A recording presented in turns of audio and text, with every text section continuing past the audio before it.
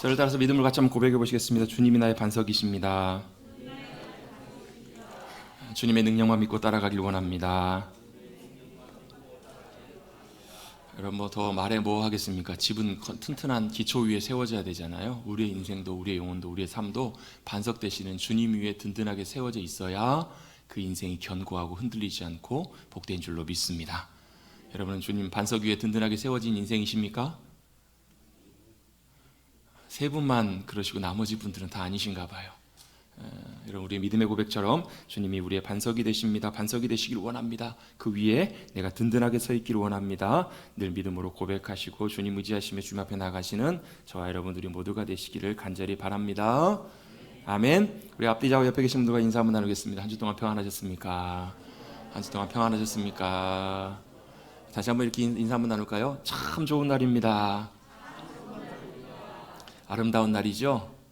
여러분 고생하셨습니다. 봄 꽃 뚫고 오시느라고. 뭐 코로나 때문에 좀 덜하지만 요맘때쯤 되면 참 우리를 많이 유혹하는 아름다운 꽃들이 있습니다. 그럼에도 불구하고 우리가 주님 앞에 예배 자리에 나오는 이유는 그 꽃보다 더 아름다우신 주님이, 또 그 꽃을 만드시고 그 꽃에 진정한 생명을 주신 주님께서 이곳 가운데 우리를 기다리고 계시고 우리의 예배를 받기를 원하시기 때문입니다. 여러분 예배는요 주님 앞에 나가는 것이잖아요. 우리가 이 자리에 모여서 그냥 우리끼리 모여서 예배 드리는 것은 예배가 아니에요. 여러분 예배는 뭐 하는 것이냐면 이곳에 함께 하시는 그 주님을 우리가 배웁고 그 주님 앞에 믿음으로 나가서 그 주님을 부르고 기뻐하고 찬양하고 높여드리는 것, 이게 진정한 예배이잖아요. 그래서 여러분 우리 잘 아는 표현 있잖아요. 코람데오. 내가 주님 앞에서 하나님 앞에서 거하는 것처럼 그렇게 우리의 삶과 마음과 고백을 드리는 시간, 그것이 바로 진정한 예배인 줄로 믿습니다. 하나님은 눈에 보이시진 않으세요. 눈에 보이시진 않지만 성령님을 통해서 역사하세요. 여러분 사랑이라는 게 눈에 보여요? 안 보여요? 눈에 보이진 않아요. 근데 느껴요. 알아요. 그렇죠? 그런 것처럼 여러분 이곳에 공기가 산소가 있는 것을 모르지만 산소가 있기 때문에 우리가 숨을 쉬고 살아있는 것처럼 주님도 눈에 보이시진 않지만 예배하기를 원하는 이들 가운데 함께 하시는 주님이세요. 사모하는 이들 가운데 찾아오시는 주님이시라면 우리의 모든 예배가, 모든 예배 순간순간이, 시간이 바로 그 주님 앞에 나가서 그 주님을 사모하고 바라보며 이곳에 계시는 그 주님 앞에서 예배하는 것, 그것이 바로 우리의 진정한 예배여야 될 줄로 믿습니다. 그래서 여러분 그 주님 앞에서 늘 기쁨으로 주님을 예배하시는 우리 모두가 되시기를 간절히 바랍니다. 봄이 왔습니다. 개나리는 만발했고요. 이제 아마 벚꽃도 이번 주 중에 아마 다 만발할 것 같아요. 코로나가 2년 넘게 진행되는 와중에서도 또 다른 곳에서는 전쟁이 일어나고 세상에 난리가 나고 별의별 일들이 있어도 봄은 옵니다. 언제까지요? 세상 끝날까지. 주님이 만드신 질서 가운데 겨울이 지나고 결국은 분명히 봄이 와요. 그것이 바로 하나님의 순리이고 역사예요. 왜냐하면 바로 하나님께 주신 생명이 이 땅 가운데 움트고 일어나는 것이기 때문에. 그래서 여러분 꽃이 보면 참 아름답고 예쁘시잖아요. 여러분 옆에 계신 분들 한번 얼굴 한번 보시죠. 혹시 얼굴에 꽃이 피었나 안 피었나? 예? 꽃이 피셨어요 안 피셨어요? 꽃이 피셨어요? 거짓말하지 마시고 진실하게 솔직하게 그냥 물어보니까 대답하지 마시고, 여러분 얼굴에 꽃이 피고 삶에 꽃이 피는 방법이 있는데요. 여러분 봄날에 꽃이 핀다고 우리의 얼굴에 꽃이 피진 않더라고요. 어디에 꽃이 피어야 되는가? 우리의 영혼에, 우리의 마음에, 심령에 꽃이 피기 시작하면 우리 얼굴에 꽃이 피고 우리의 인생에 여러분 아름다운 그 벚꽃보다 더 아름다운 꽃들이 찬란하게 피잖아요. 그것이 어떻게 가능한가? 여러분 생명이 있으면 가능합니다.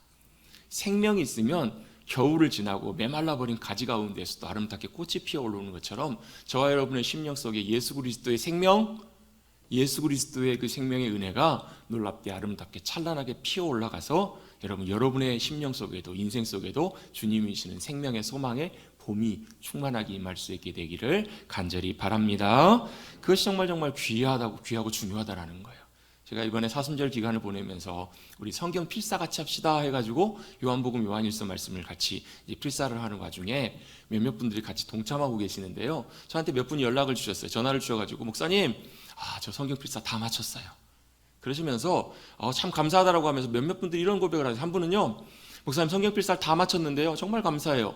왜요? 제가 사실 이 사순절 기간에 굉장히 많이 복잡하고 어려운 일들이 많이 생겼었거든요. 목사님 정말 정신없고 너무너무 힘들고 어려운 일들이 많이 생겼는데 참 감사하게도 오히려 그럴 때 오히려 정말 일이 복잡하고 바빠도 하나님 말씀을 옮겨 쓰는데 우선순위를 두고 성경을 필사하고 하나님 말씀을 옮겨 적었더니 오히려 그것 때문에 그 복잡한 상황 속에서도 주님이 마음의 심령에 참 큰 평안함과 은혜를 주시더라는 거예요. 그래서 아마 그게 없었으면 아마 굉장히 어렵고 복잡하게 그 시간들을 보냈을 텐데, 그 일들을 처리했을 텐데, 오히려 그 복잡한 상황 속에서 주님이 주시는 평안함 가운데 그 일들을 잘 감당하고 잘 마칠 수 있도록 주님께서 도와주신 것 같다고, 참 감사하다고. 여러분, 필사하는 것 중에 장점 중에 하나가요, 성경을 읽을 때는 딴 생각할 수 있어요, 없어요? 있어요. 다른 생각도 많이 들어오기도 해요. 말씀을 들을 때도 귀는 이거지만 왜 내 말 안 들어? 이게 무슨 말이에요, 여러분? 귀로 안 듣는다는 게 아니잖아요, 여러분. 다른 생각할 수 있어요. 근데 필사는요, 참 그게 안 돼요. 왜요? 성경 옮겨 적다가 다른 생각하면 다른 거 적어요. 그렇죠? 공감하시잖아요. 예수님께서 말씀하셨습니다 하는데 갑자기 시장 갈 게 생각이 나면 다른 얘기 쓴다는 거예요. 그래서 어쩔 수 없이 거기에 집중해서 옮겨 적어야만 하는 그런 장점이 좀 있는 것 같아요. 그래서 오히려 말씀 가운데 집중한 가운데 하나님께서 그 은혜를 주셨다. 또한 권사님은요, 누구신지 제가 말씀을 안 드릴래요. 우리 교회에서 제일 어른 권사님이세요. 전 전화를 하셨어요. 제가 권사님 전화를 잘 받을 일이 별로 없는데 전화를 하셔서 저는 속에 처음에 무슨 큰일 있으신가 보다. 무슨 일 나셨나? 그래서 걱정하는 마음으로 전화를 받았어요. 목사님, 저 성경 필사 다 마쳤어요. 감사해요. 이렇게 하시면서 하시는 말씀이, 아시는 것처럼 몇 년 전에 팔을 크게 다치셔가지고 팔에다가 철심을 많이 몇 개를 박으셨대요. 그래서 그 당시에 의사 선생님이 팔을 잘 못 쓸지도 몰라요, 이렇게 말씀을 하셨었다는 거예요. 근데 목사님이 사순절 기간에 성경 통독을, 성경 필사를 같이 하자 그러니까 또 그 말씀에 순종해야 될 것 같아서, 너무 많으니까 요한일서 5장만 한번 적어보자 해서 적기를 시작하셨대요. 근데 5장을 다 너끈히 적으신 거예요. 그러면서 팔이 하나도 안 아프시더라는 거예요. 그래서 요한일서 됐네? 요한복음도 해보자 해가지고 요한복음도 다 맞추셨는데 팔도 하나도 안 아프시고 정말 감사하게 그 모든 걸 다 맞추게 되셨다라는 거예요. 그래서 하나님 앞에 너무너무 감사해요, 이렇게 고백을 하셨어요. 여러분, 성경 필사를 해서 그게 대단한 것이 아니고 뭐 하는 거예요? 주님이 말씀하시는 것에 우리가 믿음으로 순종해서 그 일에 동참했을 때, 그 일에 함께하게 됐을 때 주님께서 우리를 통해서 일하시는 역사하심이 있다라는 거예요. 그게 바로 주님이 행하신 일이에요. 그게 바로 우리의 심령 속에, 삶 속에 하나님의 나라가 확장되어 가는 것이고요, 우리의 심령 속에 하나님이 주시는 생명의 은혜가, 생명의 봄이, 꽃이 피어가는 귀한 열매이고 역사인 줄로 믿습니다. 우리는 지금 몇 주간, 한 2주 전부터요, 3주 전부터 요한복음 5장 말씀을 나누면서 하나님 말씀을 나누고 있는데요, 요한복음 5장 말씀은 사실 간단한 사건 하나의 이야기예요. 예수님께서 예루살렘에 올라가셨고 예루살렘 양문 곁에 베데스다라는 연못가에 가셔서 거기서 누구를요? 38년 동안 투병 생활하는, 병상에서 일어나지 못하는, 여러분 생각해 보세요. 1년만 아파도, 아까 일부 예배 마치고요, 또 어떤 집사님하고 이렇게 인사를 나누는데 그 집사님이 지금 치료 중이시거든요. 목사님, 좀 잘 지내세요? 그랬더니, 목사님, 제가 벌써 7개월째 치료 중이에요. 목사님 너무 힘드네요. 또 가정에 또 그런 일들이 있으시니까 너무너무 힘든 거예요. 여러분, 집안에 한 사람만 아파도 온 집안이 다 힘들잖아요. 7개월 동안 계속 치료를 받고 계시는 거예요. 근데 목사님 아직도 한 몇 개월 더 해야 된대요. 어떻게 해요? 제가 어떻게 했을까요? 힘내세요. 제가 할 수 있는 건 그거밖에 없더라고요. 집사님 힘내세요. 그럼 그렇게 긴 시간 동안에 고통받게 되면 참 힘들어요. 근데 이 베데스다 목가의 환자는 38년 동안이나 투병 생활하고 있는 거예요. 못 움직이는 거예요. 얼마나 사실 괴롭고 힘들었을까. 그 사람에게 누가 찾아가셨냐면 예수님이 조용히 찾아갔어요. 그리고 그 환자를 고치시는 이야기가 바로 요한복음 5장의 이야기예요. 사실 이 한 사건이 요한복음 5장의 핵심적인 내용이고 이 사건의 모든 것인데, 이것만 딱 기록해도 될 텐데, 요한복음 5장은 이 이야기로부터 시작해서 47절까지 되는 긴 말씀을 통해서 더 다른 추가적인 얘기, 그냥 단순하게 예수님께서 한 사람을 고치셨다, 병자를 고치셨다, 대단하다, 이게 전부가 아니라 주님께서 우리에게 말씀해 주기를 원하시는 것, 바로 우리가 꼭 알기를 원하시는, 알아야 되는 그런 메시지를 주님께서 이어서 우리에게 말씀해 주시는 내용이 바로 요한복음 5장이라는 거예요. 여러분, 예수님께서 38년 된 병자를 고치셨을 때 이 놀라운 사건이 하나의 해프닝으로 끝나지가 않잖아요. 어떻게 해요? 이 사건을 통해서 연달아 다른 일이 일어나요. 어떤 일이 일어나죠? 그걸 보면서 사람들이 깜짝 놀라요.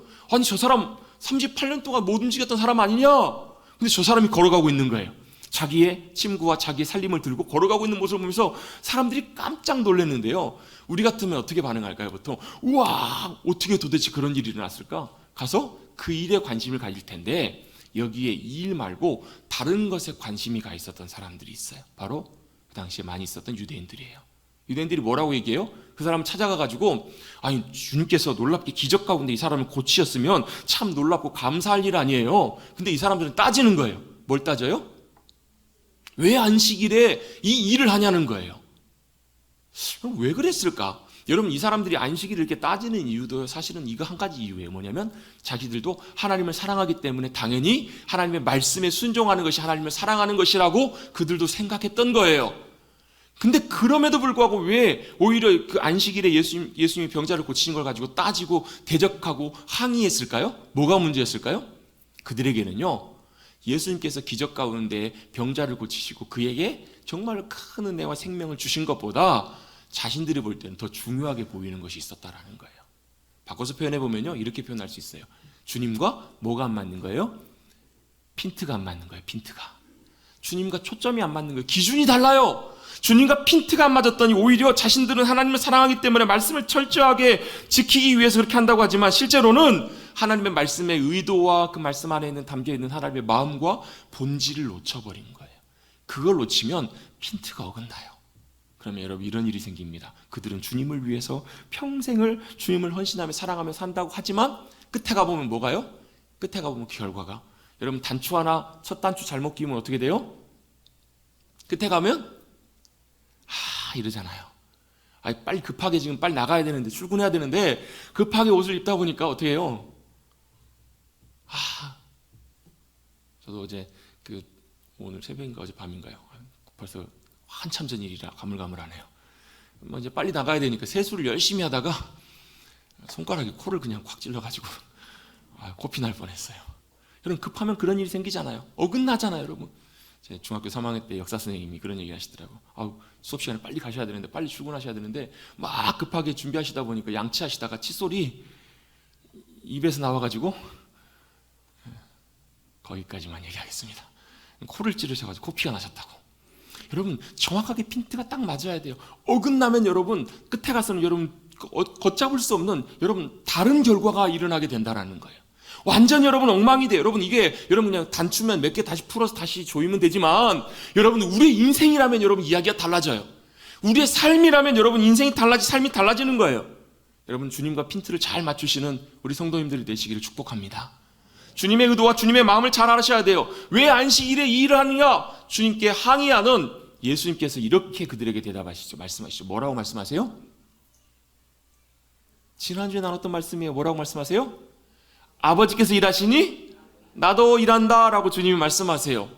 자, 예수님께서 안식일에 왜 일하느냐? 이 사람들의 항의에 대해서 예수님은 아버지께서 일하시니까 나도 일하신다라고 말씀하세요. 자, 이 말씀 안에는 크게 두 가지를 우리가 생각해 볼 수 있는 중요한 요건들이 있습니다. 중요한 상황들이 있는데요. 한 가지는 뭔가 아버지께서 일하고 계신다라는 거예요. 하나님 아버지께서. 그 일이 무슨 일이에요?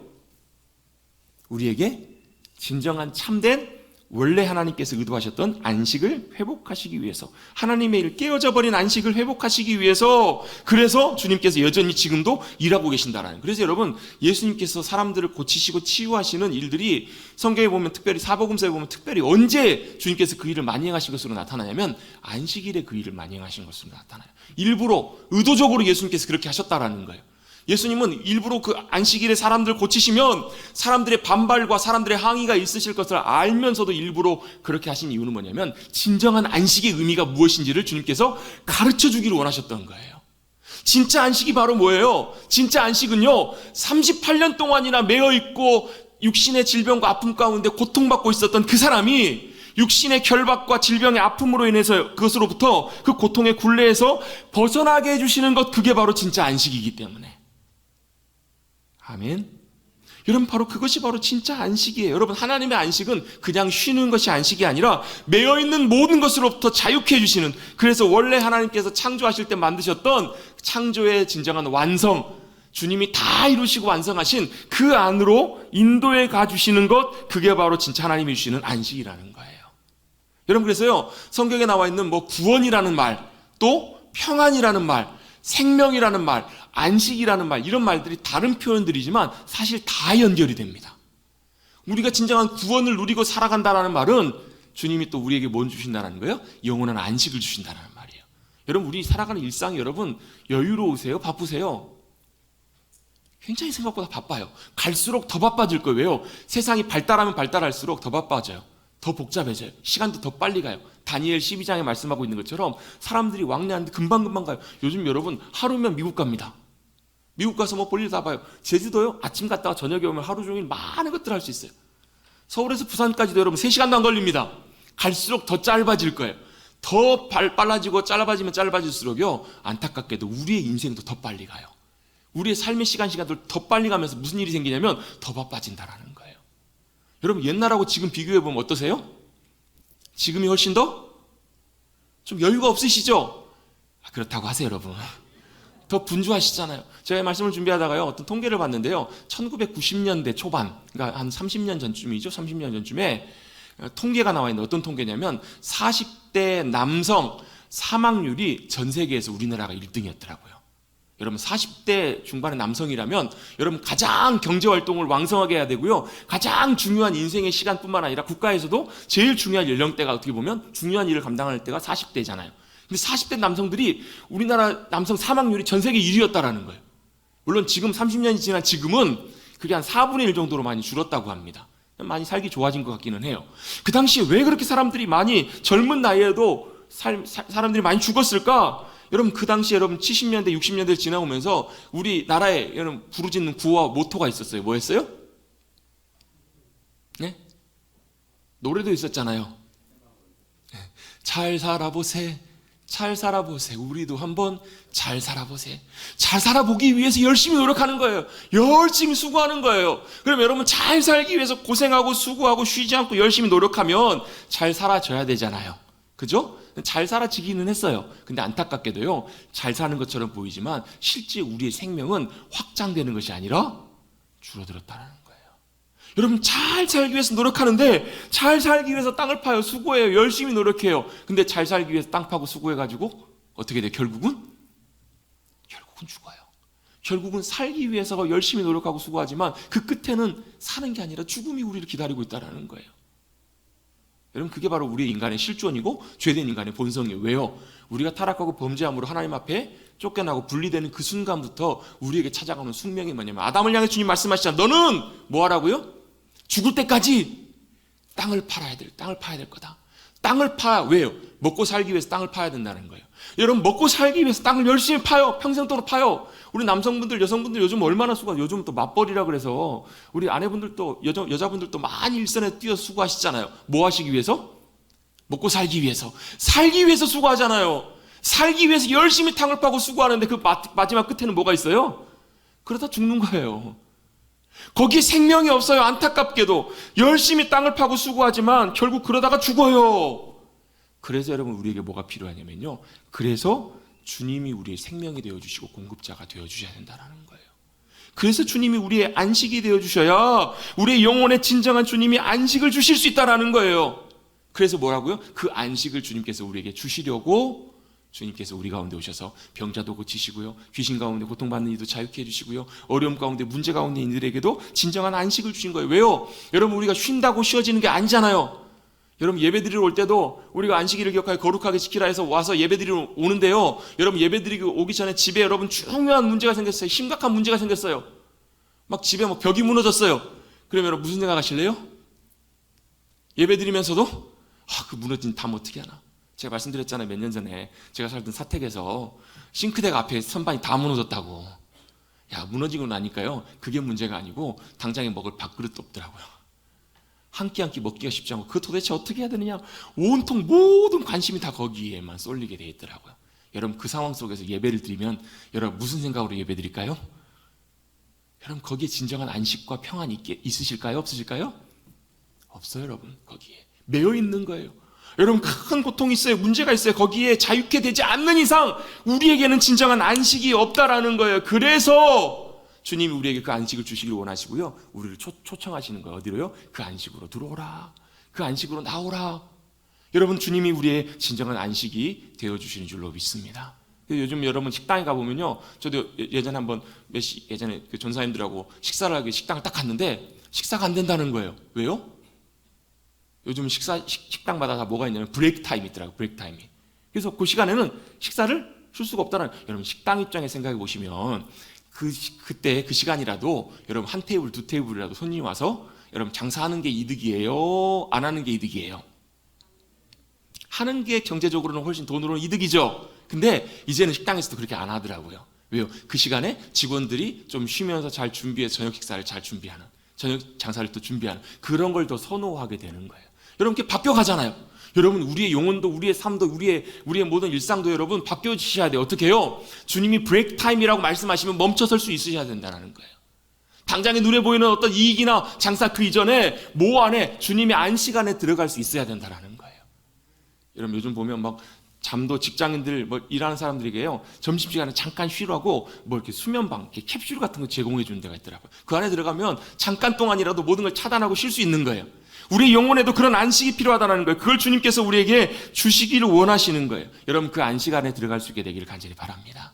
여러분 기도하시는 순간이라도, 아니면 짧게라도 잠깐이라도 여러분 모든 걸 잠깐 멈추시고 차단하시고 생각도 마음도 잠깐 멈추시고, 주님 제가 주님의 안식 안에 들어가길 원합니다, 이렇게 고백하시고 주님이 주시는 안식을 누리시며 그 안에 들어가시는 우리 모두가 되시기를 간절히 바랍니다.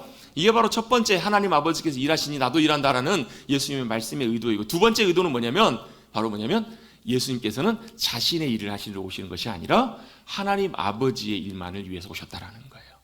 그래서 나는 스스로 아무것도 할 수 있는 것이 없다. 아버지께서 일하시니 나도 일한다. 아버지께서 일하시는 일들을 사랑하는 아들에게 보여주신다. 그래서 여러분 우리가 하나님을 사랑하고 하나님이 우리를 사랑하시는지를 어떻게 하냐면, 뭘 통해서 증명할 수 있냐면요, 하나님 아버지께서 저와 여러분을 통해서 하나님이 지금 무슨 일을 하기를 원하시는지를 보여주시는가 안 보여주시는가를 보면 돼요. 그래서 여러분 우리는 기도하고 구해야 될 게 뭐냐면, 하나님 지금 뭐 하기를 원하세요? 뭘 역사하기를 원하세요? 라고 묻고 주님 앞에 구하는 것들도 참 중요한 기도예요. 예수님께서는 그것을 위해서 오셨다는 거예요. 그것을 위해서 오셨고 그것을 실제로 행하셨던 분이 예수님이세요. 절대 예수님은 자기의 일들을 위해서 하시기를 원하셨던 분이 아니세요. 그게 어떻게 가능했을까? 사랑하면 가능합니다. 예수님께서는 철저하게 모든 삶이 아버지 하나님께 순종하며 맞춰지시는 삶을 살았어요. 여러분 우리는 순종하면 좀 마음에 불편함들이 좀 있어요. 내가 뭔가를 좀 꺾어야 되고 내 의지를 뭔가 이렇게 놔야 되고 포기해야 되고 복종해야 된다라는 그런 그 느낌들, 어감들이 있기 때문에 순종이라는 말을 들으면 사실 조금 불편해요. 근데 여러분 순종하는 아주 쉬운 방법이 하나 있습니다. 어떻게 하면 되는가? 저를 따라서 같이 한번 해보겠습니다. 고백해 보겠습니다. 사랑하면 순종합니다.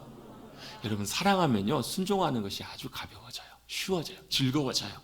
여러분 진짜 사랑하면 따라가는 것 그게 어렵지 않아요. 굴복이 아니라 내 기쁨이 된다라는 거예요.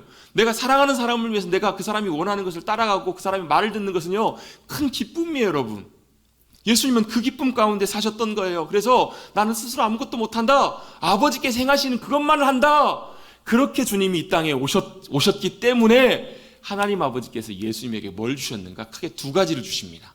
뭘 주냐면요, 첫 번째 21절과 26절인데요 먼저 21절에 보시면, 아버지께서 죽은 자들을 일으켜 살리심 같이 아들도 자기가 원하는 자들을 살리느니라 라고 말씀하세요. 26절입니다. 26절은 같이 한번 한 목소리로 읽어보겠습니다. 시작. 아버지께서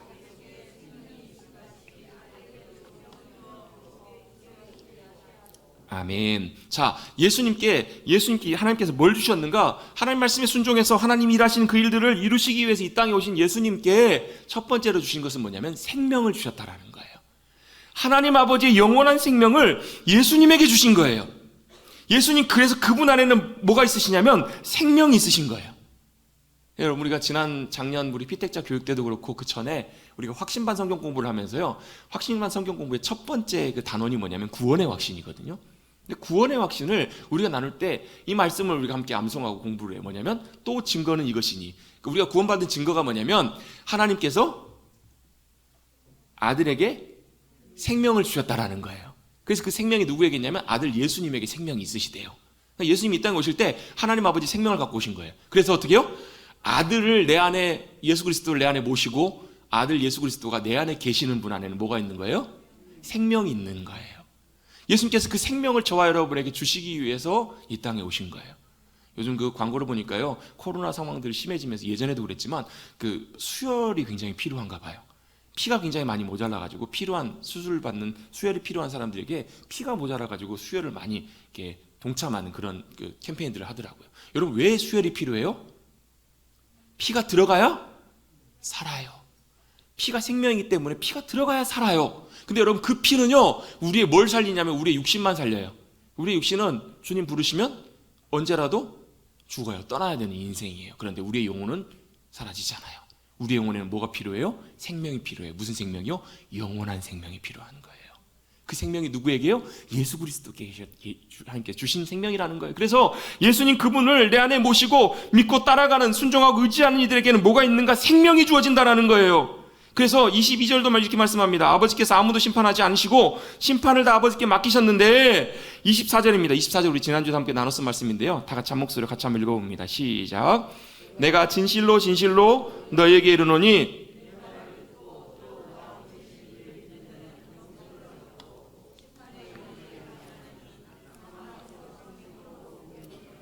아멘. 진실로 진실로 아멘 아멘. 내 말을 듣고 나 보내신 이를 믿는 자는, 자, 예수님의 말씀을 듣고요, 예수님을 보내신 이 아버지 하나님을 믿는 사람, 예수 그리스도를 믿고 영접하는 사람은 어떻다고요? 심판에 이르지 아니할 거란 얘기예요. 여러분, 아까 예수님께 하나님께서 주신 것이 두 가지라고 말씀드렸는데요, 그 한 가지가 생명이라고 말씀드렸거든요. 근데 역설적으로 예수님께 이 생명이 있기 때문에 또한 동시에 하나님께서 예수님에게 주신 권한이 뭐냐면 심판의 권한도 예수님께 주어졌다는 거예요. 조금 이따 다시 한번 정리를 하겠지만, 예수님께 생명이 있기 때문에 예수님의 생명을 받아들이지 않는 이에게는 동시에 뭐가 임하는 거냐면 심판이 임하는 거예요. 반대로 예수님의 말씀을 듣고 예수님을 나의 주님으로 영접하고 모셔드리는 이는, 하나님 아버지를 믿는 이에게는요, 심판에 이르지 아니하는 그런 은혜가 임한다라는 거예요. 심판에 이르지, 그 전에 먼저 믿는 자는 영생을 얻을 것이고 얻었고예요. 나중에 영생을 주시는 것이 아니라 영생이 이미 어떻게 됐다고요? 얻어졌다라는 거예요. 이미 이루어진 거예요. 하나님의 생명이 저와 여러분 가운데 임하게 된 줄로 믿습니다. 아멘. 그래서 죽음도 두려워하지 않는 거예요. 물론 현실적으로 죽음을 만나게 되면 두렵죠. 그런 염려와 무서움이 있겠죠. 그런데 진짜 여러분 믿음 안에 우리가 주님께서 이루신 놀라운 일들을 바라보면요, 주님의 말씀을 듣고 예수님을 믿고 하나님 아버지, 나를 보내신 아버지 하나님을 믿는 자는 영생을 얻었고, 이 말씀 안에 서서 우리가 그 주님의 생명 가운데 거할 수 있게 되는 거예요. 할렐루야. 주님이 이 놀라운 일들을 통해서 우리에게 생명 주신 줄로 믿습니다. 그리고 심판에 이르지 아니하겠다라고 주님 말씀하세요. 심판에 이르지 아니하실 거라고 말씀하시는 거예요. 그리고 사망에서 생명으로 옮길 것이다, 옮겼다라는 거예요. 여러분, 저와 여러분은 사망에서 생명의 자리로 옮겨지게 된 줄로 믿습니다. 뭘 낙심하세요? 뭘 좌절하세요? 뭘 두려워하세요? 여러분, 우리 안에 예수님이 계시고 그 주님 우리의 생명이 되신다면 여러분 더 이상 그 생명을 이길 수 있는 권한과 능력과 힘이 없는 줄로 믿습니다. 주님의 생명이 우리의 승리입니다. 같이 한번 고백해 보겠습니다. 주님의 생명이 우리의 승리입니다. 우리의 기쁨입니다. 여러분, 그걸 선포하시고 믿음으로 나가십시다. 여러분, 바로 그것이 하나님께서 예수님께 주신 귀한 생명 그 한 가지라는 거예요. 그래서 당연히 거기에는 심판이 같이 따라와요. 주님께서 심판하시는 권세도 함께 주셨다라고 말씀하세요. 사람들이 거기에 대해서 반박할까 봐 주님께서는 그것에 대해서 다시 한번 증거하십니다. 30절부터 39절까지 나오는 말씀이 바로 그 의미예요. 간단하게만 정리합니다. 시간 관계상. 바로 뭐냐면 주님께서 심판하시는 권세가 바로 나로부터 온 것이 아니라 하나님 아버지께서 그것을 증거하신다라는 거예요. 내가 내 스스로 내 뜻을 행하는 것이 아니다. 내 심판을 내 마음대로 하는 것이 아니라 아버지의 뜻대로 심판한다. 그리고 내 스스로 나를 증언하는 것이 아니라 예수님에 대해서 증언하시는 네 가지를 주님께서 말씀하시는데, 첫 번째는 뭐냐면 세례 요한의 증언입니다. 예수님에 대해 우리 보통 그렇잖아요. 우리도 내 말 내가 맞아 이렇게 내 스스로를 증언하는 것보다 뭐가 필요해요? 증거가 필요하잖아요. 증거가 확실하잖아요. 사실 예수님은 증거가 필요 없으신 분이세요. 뭐 증언하시고 마시고 할 필요가 없으신 분이신 것이 예수님은 하나님이시기 때문에 증언이 필요 없으시지만, 예수님을 믿지 않는 이들에게, 예수님을 받아들이지 않는 이들에게 예수님께서 그들에게 설명해 주시려고 예수님이 하나님의 아들이시고 생명과 심판의 권한을 가지신 분이시라는 것을 증명하시는데 네 가지입니다. 첫 번째, 세례 요한의 증언을 통해서 예수님이 증거하세요. 그 당시에 세례 요한은 어떤 사람이었냐면 사람들로부터 굉장히 환영받는, 굉장히 사람들이 놀랍게 보는 사람이었다라는 거예요. 굉장히 사람들이 인기와 관심을 끌고 있는 사람이었어요. 왜요? 400년 만에 하나님께서 보내신 선지자였거든요. 400년 동안 하나님께서 선지자를 보내지 않으세요. 말라기 이후에 그러다가 400년 만에 하나님의 선지자로 보낸 사람이 세례요한이에요. 그 당시 관심들이 어마어마했어요. 사람들이 세례요한을 보면서 열광했을 뿐만 아니라 온 나라 사람들이 다 바라봤을 뿐만 아니라 예수님 혹시라도 이 세례요한이 메시아가 아닌가 싶을 정도로 사람들의 관심을 받는 사람이었어요. 그런데 이 세례요한이요, 그 사람들의 많은 관심 가운데서도 뭐라고 얘기하냐면, 나는 다른 걸 하기 위해서 온 것이 아니라 내 오실 그분을 준비하기 위해서, 그 길을 예비하기 위해서 온 사람이다 라고 이렇게 밝혀요. 자신이 참빛이 아니다, 자신이 메시아가 아니라 내 뒤에 오시는 분이 계시다. 그분이 누구세요? 예수님이시라는 것을 증언하고 증거했던 거예요. 그래서 예수님께서도 세례요한에 대해서 뭐라고 말씀하시냐면 35절에 보시면 33, 34, 35절이 세례요한의 증언에 대해서 말씀하시는 부분인데요. 35절에 보시면 요한은 켜서 비추이는 등불이라. 자, 빛이라고 말씀하시지 않은 이유를 이렇게 설명들을 하시더라고요. 다른 주석들에 보면 등불은 어떤 특성이 있냐면 곧 꺼진다라는 거예요. 사실 세례요한의 이 시점이, 예수님께서 말씀하신 시점이 세례요한이 헤롯 왕에게 죽임을 당한 그 이후라고 일반적으로 보는데요. 세례요한이 이미 이제 세상을 떠난 거예요. 죽은 거예요.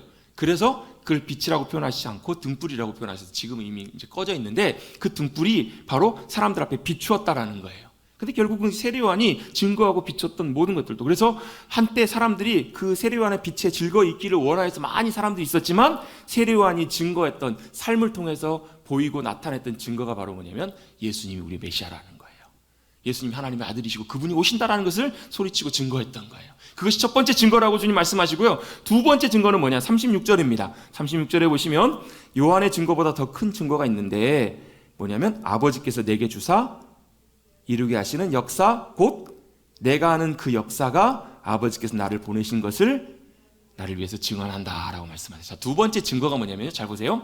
하나님 아버지께서 뭐 하시냐면 아들 예수 그리스도를 통해서 뭐 하시는 거예요? 역사를 이루시는 거예요. 이 역사는 히스토리가 아니라 웍스예요. 일, 사역, 사업, 이걸 말하는 거예요. 자, 하나님께서 예수님을 통해서 많은 역사와 일들을 이루세요. 그 대표적인 역사 중에 하나가 뭐냐면 바로 기적이에요. 기적. 하나님 차원에서 역사하시는 것이 바로 기적이고 일들이에요. 하나님께서 하나님의 일들을 행하시는데, 여러분 요한복음에 보면 예수님께서 이루신 기적이 다른 복음서에 많이 나와 있는데 요한복음에서 딱 정리해가지고 몇 가지가 나오냐면 7가지만 나옵니다. 딱 7가지만 요약해서 나와요. 더 많은 주님이 이루신 기적들과 역사들이 있었는데 좀 의도적으로 이렇게 정리한 것 같아요. 여러분, 마지막 7번째 기적이 뭐냐면 예수님의 부활 승리 사건이에요. 예수님이 부활하신 것이 7번째 기적이고요. 여러분, 우리 잘 아는 것처럼 첫 번째 기적은 뭐예요?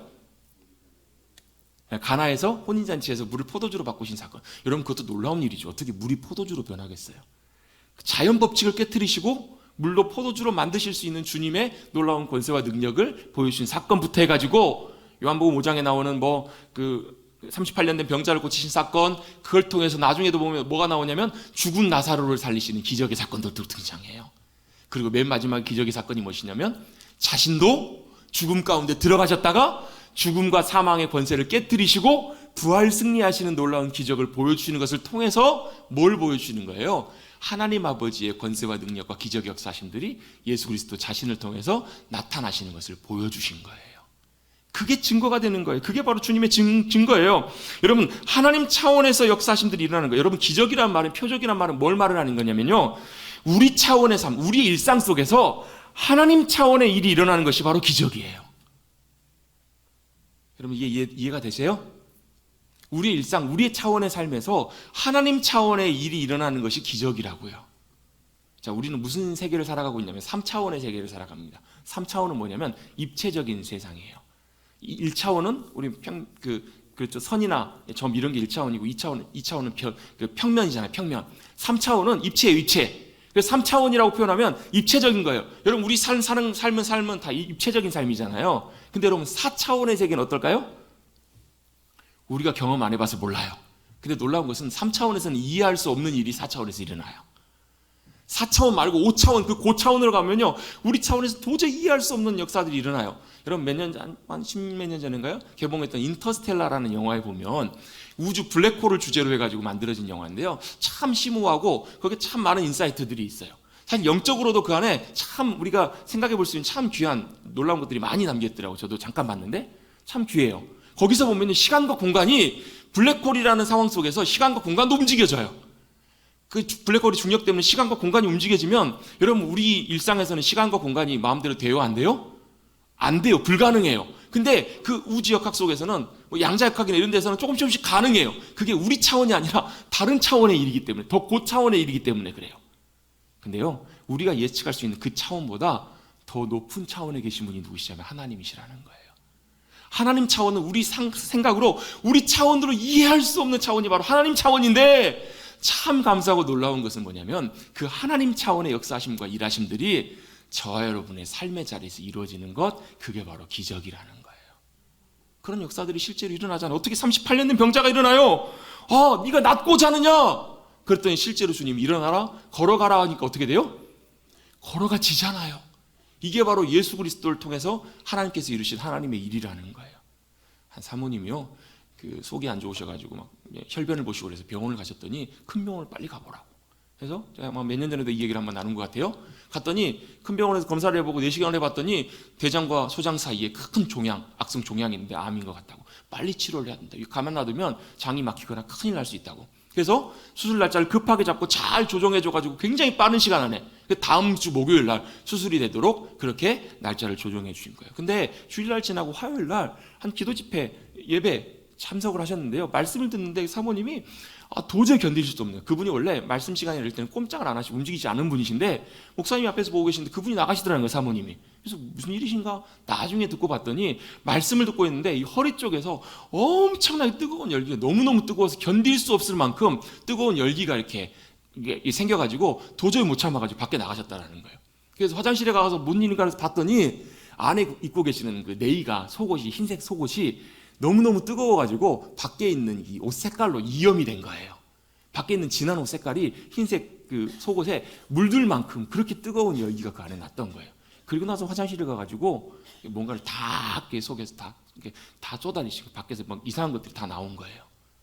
그리고 나서 목요일 날 병원에 가가지고 수술을 하려고 마취를 하고 누웠는데 의사 선생님이 당황스러운 거예요. 분명히 며칠 전에 검사했을 때는 거기에 종양이 있었는데 그 위치에 종양이 없는 거예요. 그래가지고 다른 같이 협진했던 선생님들과 여러 명의 선생님들 다 모여가지고 1시간 동안 열심히 찾았는데 못 찾았어요. 뭐만 찾았는가? 뭔가 그 비슷한 위치에 까맣게 멋지게 지져진 것처럼, 타진 것처럼 까맣게 물들어있는 그 자리만, 그 위치만 확인한 거예요. 그러면서 그 의사 선생님 중에 한 분이 그리스도인이 있었나 봐요. 예수님 믿는 분이 계셨나 봐요. 그러면서 혹시 하나님 믿으세요? 이건 기적인 것 같다고. 하나님 믿으시냐고 물어봤더니 사모님 뭐라고 하셨을까요? 네, 믿어요. 믿을 뿐만 아니라 저는 철저하게 예수님을 의지하고 살아가요.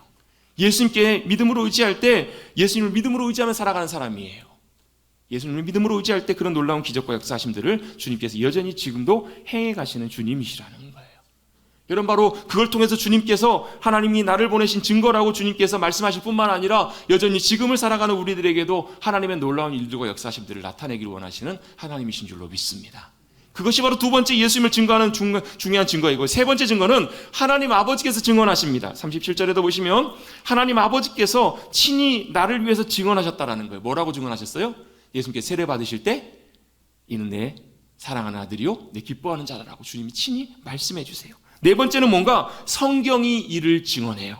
38절 9절에 보시면 38절 9절에 39절이죠. 성경에서 영생을 얻는 줄 생각하거니와 이 성경이 곧 내게 대하여 예수님에 대해 증언하는 거라. 이 성경은 사실은 구약 성경의 말씀인데요. 구약 성경에 예수님에 대해서 미리 예수님이 오시기 전에 수백 년 전부터 이사야 선지자 이런 많은 선지자를 통해서 예수님 행하신 일들을 진짜 눈으로 실제로 보고 적은 것처럼 그렇게 기록한 많은 말씀들이 있다라는 거예요. 그게 바로 예수님이 바로 하나님의 아들이시고 예수님이 행하실 일들을 증언한다라고 성경은 우리에게 말씀해 주고 계시는 거예요.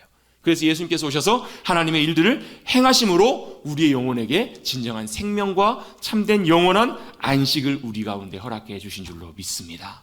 근데 반대로 역설적으로 그 주님을 받아들이지 않고 믿고 의지하지 않는 이들에게는 심판하는 권세도 예수님께 주어진 거예요.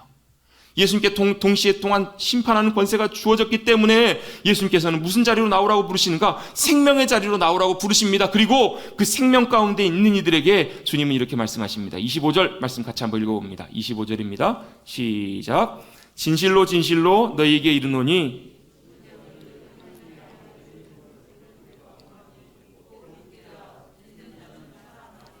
아멘. 어떻다고요?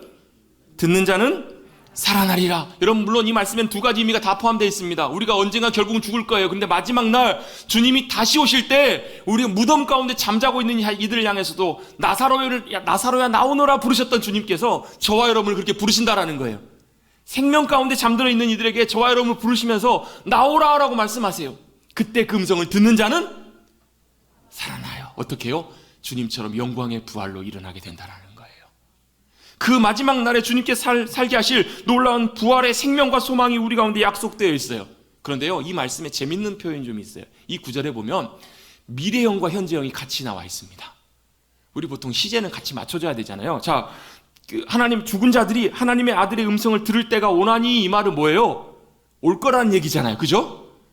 미래형이에요. 아직 미완령이에요. 될 거라는 얘기예요. 그런데 곧 이때라는 거예요. 현재형이라는 거예요. 듣는 자는 살아나리라. 이 말은 지금 현재적인 사건을 주님 말씀하시는 거예요. 자, 죽은 다음에 나중에 주님께서 영광의 부활에 참여하게 하실 것도 말씀하실 뿐만 아니라 곧 이때라, 지금이라는 거예요.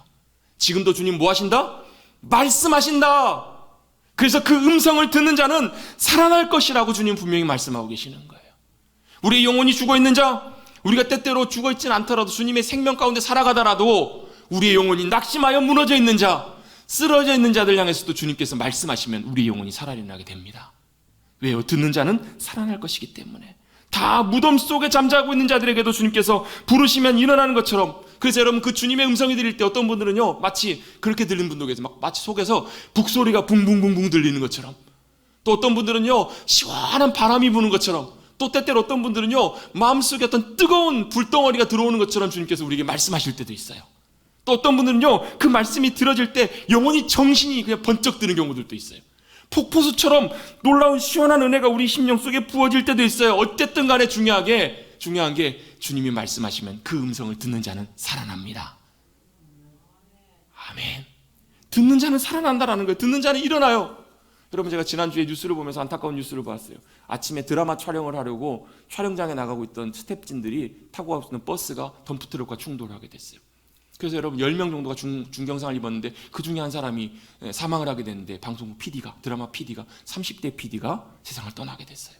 여러분, 그 PD가 아침에 출근할 때, 촬영하러 나갈 때 가족들과 인사했겠죠. 나 갔다 올게. 그 말은 뭐예요? 다시 돌아오겠다는 얘기잖아요. 저녁에 와서 다시 만나, 이 얘기잖아요. 그런데 그 어느 누구가, 그 사람이 여러분, 그날이 그의 인생을 마치는, 주님이 부르시는 그날이 될 거라는 것, 죽을 날이 될 거라는 것을 아는 사람이 있었겠냐고요. 모르겠어요. 어쩌면 그 사람은 피곤해서 잠든 가운데 교통사고를 만났을지도 몰라요. 어쨌든지 간에 어느 누구에게도 그날이 찾아오는 것, 아무도 알 수 없는 그 마지막 날에 마지막 순간이 되었을 때, 여러분, 우리는 그 주님의 음성을 들어야 합니다. 누구야? 일어나라. 누구야? 일어나라. 말씀하시는 그 주님의 음성이 우리 영혼과 우리의 삶과 모든 것들을 살리고 회복시켜 주실 줄로 믿습니다. 여러분, 지금 이 순간을 살아가는 우리들도 마찬가지입니다. 내가 그 마지막 순간에 섰을 때 주님이 내 삶을 책임져 주실 뿐만 아니라 영원한 삶의 순간까지도 책임져 주시는 나의 주관자, 구원자가 되시는가? 아니면 반대로 그 주님이 나의 삶의 심판자로 서 계시는가? 여러분, 그 선택은 저와 여러분의 삶에 달려 있습니다. 여러분, 그 삶의 순간의 선택마다, 모든 순간순간마다 주님이 내 인생의 주인이 되시고 나 그 주님만 의지하며 붙들고 따라가길 원합니다. 여러분, 이렇게 고백할 수 있는 믿음의 백성들이 되시기를 간절히 주님의 이름으로 축원합니다. 이것이 아니라 반대로 무엇을 먹을까, 무엇을 입을까, 무엇을 마실까, 그렇게 살아가는 인생 가운데는 그 주님을 향한 생명과 소망의 길들을 놓쳐버릴 때가 참 쉽다라는 거예요. 여러분, 왜 주님의 생명이 심판이냐면, 주님은 생명 주시려고 오셨는데 안 받으면 그게 심판이에요. 학생이 시험을 보기 위해서 시험 전에 선생님이 미리 예상 문제와 그런 것, 모든 것들 다 가르쳐주고 보여주었는데 하나도 쳐다보지도 않다가 언제요?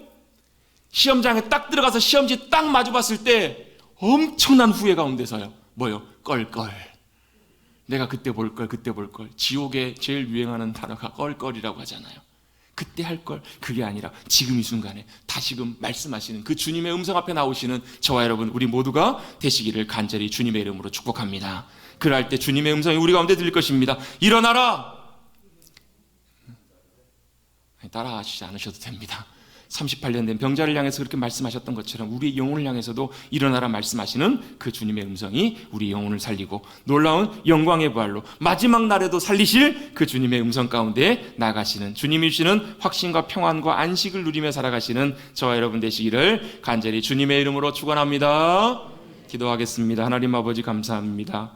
예수 그리스도께서 이 땅에 오셔서 행하신 일, 아버지 하나님께서 이루시는 그 일, 우리에게 진정한 안식과 평안과 구원을 주시기 위해서 그 일을 이루신 그 주님의 놀라운 일들을 우리가 믿고 그 주님을 받아들임으로 우리가 세상 가운데 매어 살아가는 많은 짐들, 세상 가운데 매어 살아가는 많은 묶여있는 모든 것들로부터 진정한 평안과 자유함을 누리며 살아가는 진정한 생명의 주님의 귀한 자녀들 되게 하여 주시옵소서. 혹시 지금이라도 세상의 여러 가지 짐과 걱정과 염려 가운데, 또 큰 고통과 아픔 가운데, 또 영혼의 질병, 육신의 질병, 아픔과 고통 가운데 매여 있는 이들이 있다면 주님 이 시간 친히 말씀하여 주셔서 자유케 되는, 회복하게 되는 놀라운 은혜가 임하게 하여 주시옵소서. 자유케 해주시는 그 주님을 믿음으로 의지하고 전심으로 주님께 모든 것을 맡기오며 감사드리며 예수님의 이름으로 기도드리옵나이다.